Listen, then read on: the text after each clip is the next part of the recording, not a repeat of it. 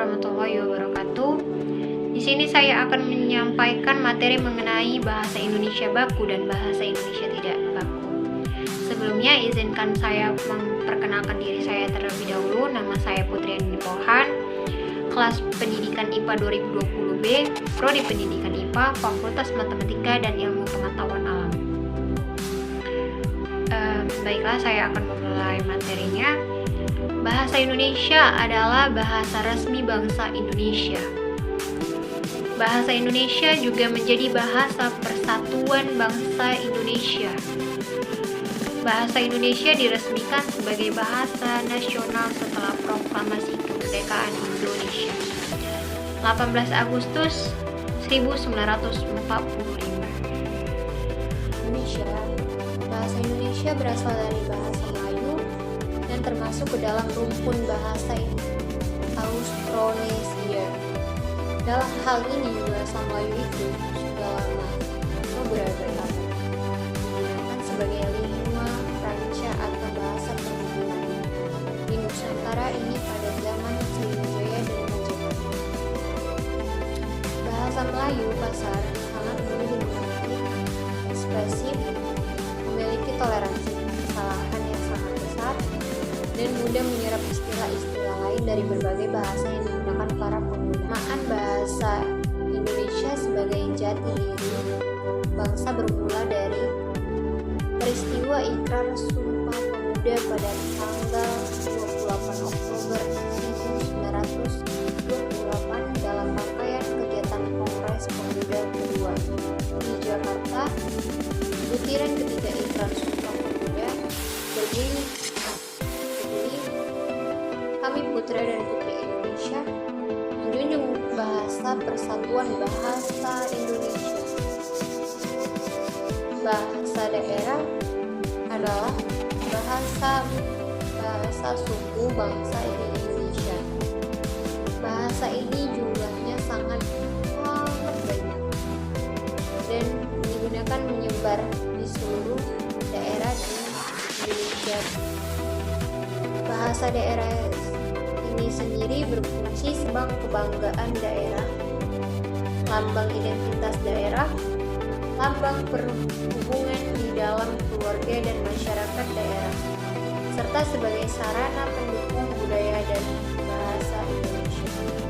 Bahasa asing yang diartikan sebagai bahasa-bahasa di Indonesia selain bahasa Indonesia dan bahasa daerah. Bahasa asing mempunyai fungsi sebagai alat perhubungan antar bangsa dan sarana pemanfaatan ilmu, pengetahuan, dan teknologi modern untuk pembangunan nasional.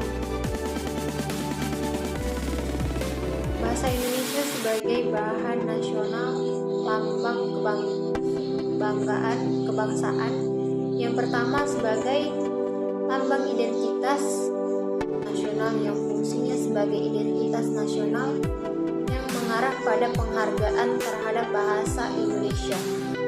Selain bendera dan lambang negara, yang kedua, alat perhubungan antar warga, antar daerah, dan antar budaya bahasa Indonesia.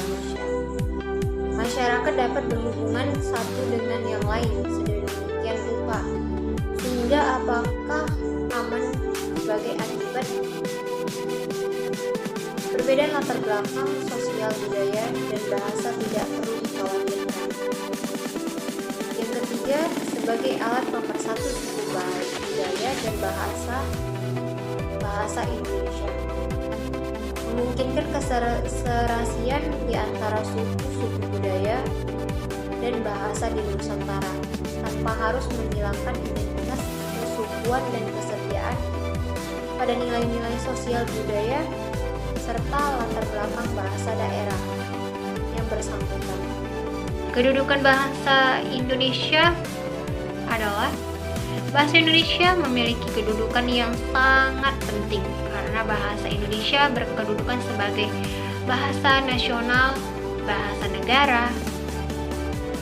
Dalam kedudukannya sebagai bahasa nasional, Bahasa Indonesia berfungsi sebagai lambang kebangsaan nasional, lambang identitas nasional, alat pemersatu berbagai suku bangsa yang berbeda latar belakang sosial, budaya, dan bahasa daerahnya, serta menjadi alat komunikasi antar daerah dan antar budaya. Dalam kedudukannya sebagai bahasa negara, bahasa Indonesia berfungsi sebagai bahasa resmi kenegaraan, bahasa pengantar di dunia pendidikan, bahasa untuk kepentingan perencanaan perhubungan pada tingkat nasional dan pelaksanaan pembangunan serta pemerintahan. Dan bahasa Indonesia resmi di dalam pengembangan kebudayaan dan pemanfaatan ilmu pengetahuan serta teknologi modern. Bahasa Indonesia itu sendiri terbagi menjadi dua, yaitu bahasa Indonesia baku dan bahasa Indonesia tidak baku.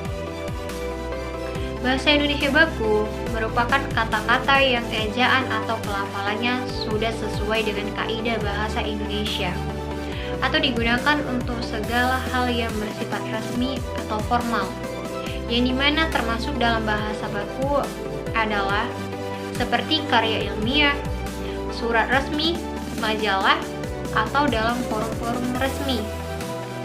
Di mana fungsi bahasa baku itu sendiri adalah yang pertama sebagai pemersatu atau memperhubungkan benturan berbagai dialek bahasa itu. Yang kedua, sebagai penanda kepribadian, di mana bahasa baku ini menjadi ciri khas yang membedakannya dengan bahasa-bahasa lainnya. Yang ketiga, sebagai penambah wibawa, di mana dengan usaha mencapai kesederajatan dengan peradaban lain yang dikagumi melalui pemeroleh bahasa baku. Yang keempat, sebagai kerangka acuan bagaimana pemakaiannya dengan adanya norma atau kaidah yang dikodifikasi secara jelas, tidak hiperkorektif, dan lain-lain. Contoh kata baku dan tidak baku sebagai berikut. Abjad adalah kata baku, sedangkan kata yang tidak baku abjad menggunakan T. Akhirat yang baku, akhirat tidak baku. Aksesori kata baku, aksesoris kata tidak baku. Aktif menggunakan F, baku, aktif tidak baku. Akuarium menggunakan K, baku, akuarium menggunakan Q tidak baku. Analisis baku, analisa tidak baku. Bahasa Indonesia non baku atau tidak baku adalah bahasa yang tidak menjadi pokok dan tidak menjadi dasar ukuran, atau yang tidak menjadi standar jadi bahasa Indonesia. Dan baku adalah ragam bahasa Indonesia yang tidak menjadi pokok, yang menjadi dasar ukuran, atau yang tidak menjadi standar. Baiklah, sekian dari